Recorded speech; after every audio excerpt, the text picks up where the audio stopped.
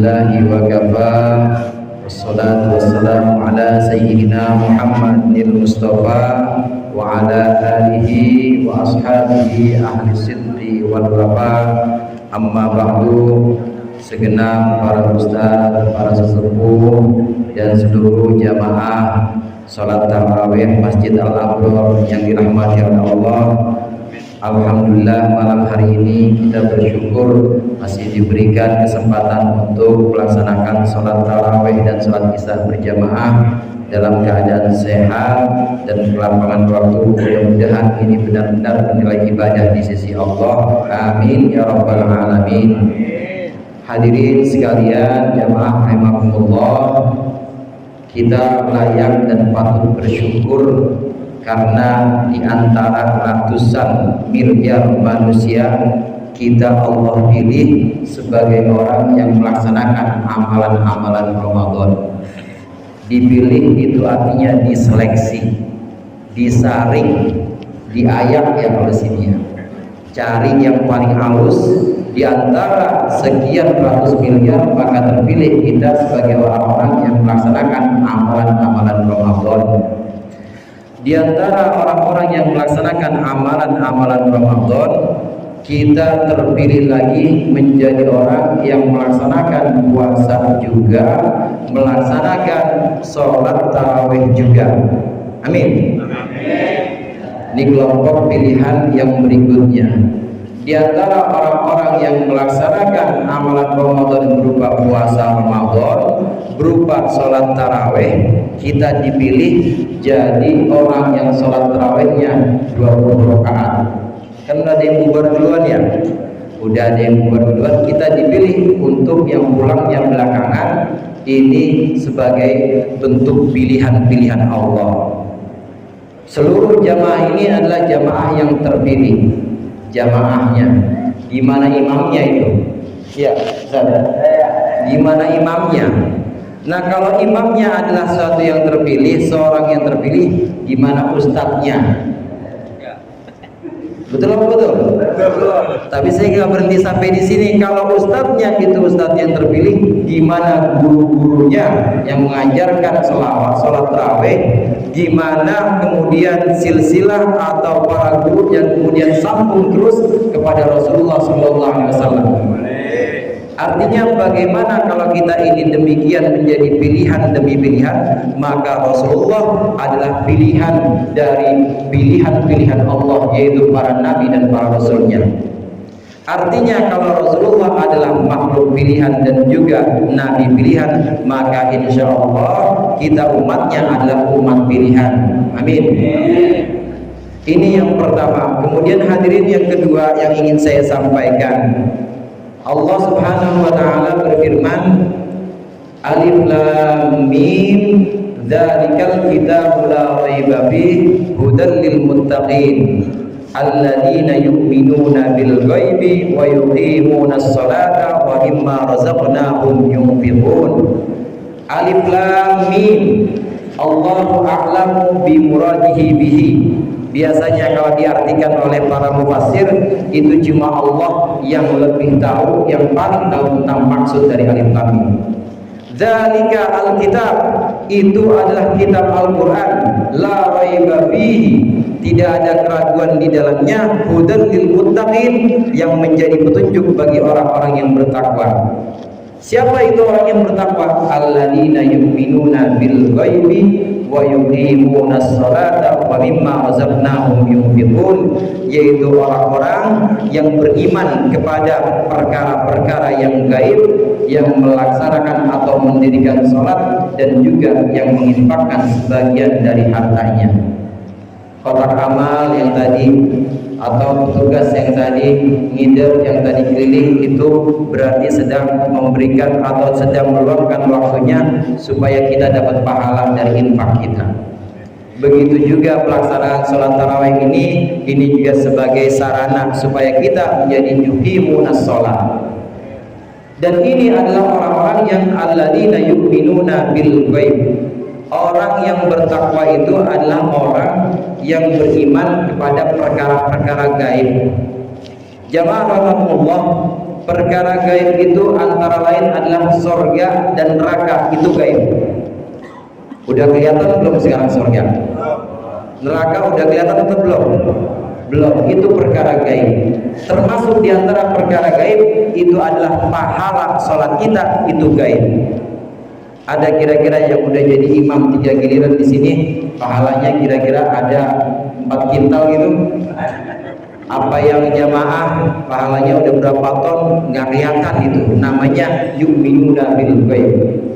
Kita nggak pernah melihat pahalanya, kita nggak pernah tahu berapa banyaknya, tapi kita lakukan itu namanya kita adalah alladzina yu'minuna bil ghaib. Demikian juga apa yang kita infakkan berupa sedekah, berupa zakat atau sedekah wajibah, berupa infak di jalan Allah, infak kepada masjid, ini juga ganjarannya, pahalanya masih gaib, masih belum kelihatan.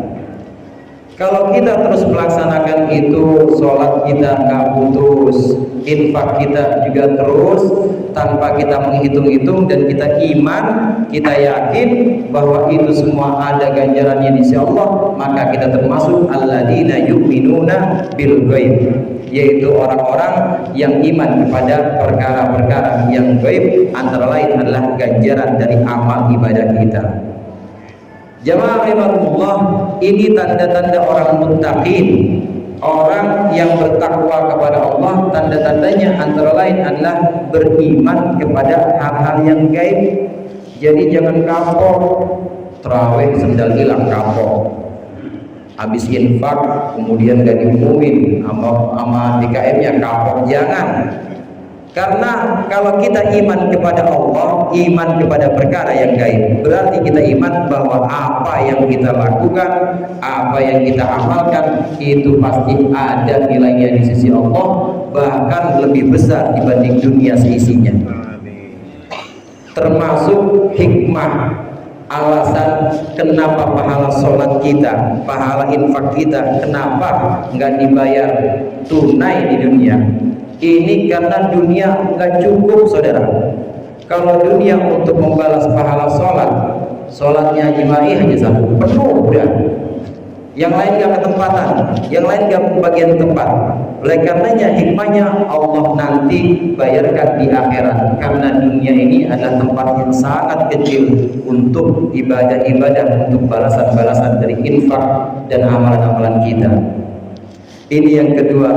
Kemudian yang ketiga, hadirin jamaah rahimakumullah, setiap ibadah yang kita lakukan, yang tadi juga disinggung dalam ayat surat Al-Baqarah bagian awal tadi, sholat itu ada bentuknya. Bentuknya berdiri, ruku, berdiri lagi, sujud. Ada bentuknya nggak tuh? Ada. Infak ada bentuknya nggak infak? Ada. Kelihatan tadi yang 2.000 kelihatan, yang goceng kelihatan, ada. Bentuknya apa? Bentuknya itu penyerahan sesuatu atau penyerahan sesuatu yang sifatnya bernilai kepada yang berhak atau kepada orang yang menjadi wasilah, menjadi perantaranya, seperti masjid ini. Bentuknya ada, berupa penyerahan dan diterima oleh yang berhak. Syahadat itu bisa ditangkap atau tidak bentuknya? Didengar nggak syahadat? Bisa. Asyhadu an la ilaha illallah wa asyhadu anna Muhammadar Rasulullah. Haji ada bentuknya nggak, saudara? Ada haji bentuknya. Semua ibadah-ibadah itu ada bentuknya, kecuali puasa. Puasa itu adalah satu-satunya ibadah yang bentuknya cuma Allah yang tahu dan orang yang melaksanakan ibadah. Oleh karenanya Rasulullah SAW dalam sebuah hadis qudsi menyatakan, Allah Ta'ala berfirman, kata Rasulullah, ini bukan Al-Quran tapi ini hadis qudsi. Firman Allah, kullu amal ibni Adam lahu illa siyam fa innahu li wa ana ajzi bih. Kata Allah, seluruh amalan manusia, seluruh amalan kita ini, bangsa manusia ini semua adalah untuk kita. Illa siyam, kecuali puasa. Jamaah rahimakumullah, sholat yang sudah kita lakukan ini ada bentuknya. Infak yang sudah kita lakukan ada bentuknya, maka ini bukan sesuatu yang sifatnya rahasia. Karena kelihatan bentuknya, maka biasanya ini masih ada peluang setan untuk menggoda dalam ibadah-ibadah ini. Sholat yang kira-kira di belakangnya ada camat, suratnya dipanjang-panjangin, atau yang kira-kira infak, yang kira-kira tahu DKM-nya itu bakal kasih door prize digede-gedein. Nah, maka ini masih ada peluang untuk setan masuk ke dalam amal ibadah karena ada bentuknya. Tanpa orang itu menyatakan saya sholat, tanpa orang itu menyatakan saya infak, dengan memberikan begitu saja, kemudian dia punya niat untuk dilihat orang, maka sudah masuk peluang setan untuk menggodanya. Lain dengan puasa. Puasa tidak ada bentuknya. Oleh karena itu, puasa adalah ibadah yang sifatnya sangat rahasia. Cuma Allah dan orang yang melakukan itu. Cuma Allah dan kita yang melakukan puasa itu yang tahu puasa kita. Ada orang yang misalnya puasanya benar-benar puasa badan maupun puasa hati, Allah tahu. Ada orang yang puasanya cuma puasa perut aja, Allah juga tahu. Ada orang yang puasanya ya cuma sampai zuhur aja, tahu-tahu belok aja itu motor ke warteg, Allah tahu juga. Semuanya Allah tahu. Bentuknya bisa dikelabui oleh manusia, bentuknya bisa disalah-sangkakan oleh manusia, tapi oleh Allah tidak. Ini alasan kenapa Rasulullah melalui hadis qudsi itu mengatakan bahwa Allah berfirman, illa siyam fa innahu li, puasa cuma puasa untukku, wa ana ajzi bih, maka aku akan balas puasa secara pribadi. Kemudian alasan yang kedua, saudara, kenapa puasa itu disebut amalan yang sifatnya Allah saja yang akan membalas? Dalam hadis riwayat lain Rasulullah mengatakan al-hasanatu bi asyri amsalihha. Setiap kebaikan itu dilipat gandakan mulai dari 10. Kita yang sholat 2 rakaat, sholat ba'diyah isya tadi 2 rakaat kali 10 berapa? 20 udah pahalanya 20 rakaat. Itu minimal tuh. Yang tadi infak kira-kira infaknya 50.000 kali 20 aja berapa?